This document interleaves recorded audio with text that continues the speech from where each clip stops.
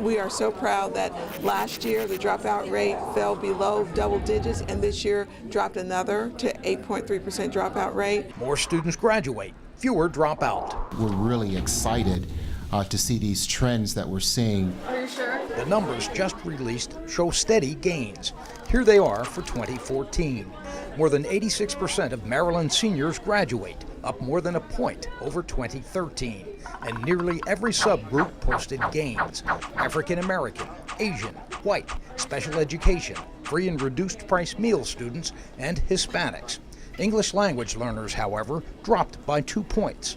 One blemish on a steady rate of improvement. Until we get to 100%, we can always do more and we can always do better. Doing better What's happening to those other times dominates the discussion, 9% to 20%. especially the ELLs.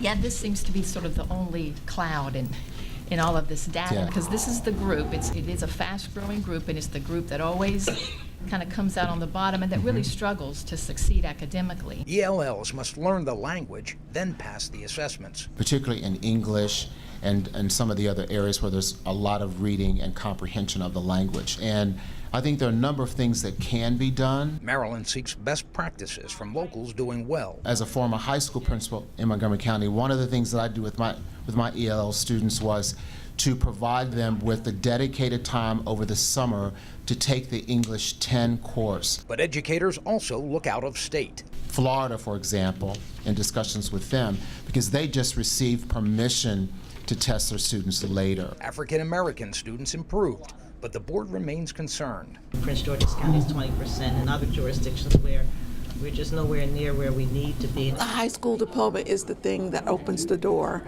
That is the key. If they don't have that high school diploma, all other opportunities beyond high school are thwarted in very significant ways. I know that you probably know as much or more than just about anyone in this country about moving to new standards and new assessments. Maryland works hard to implement a new test and new standards to ready students for college and career.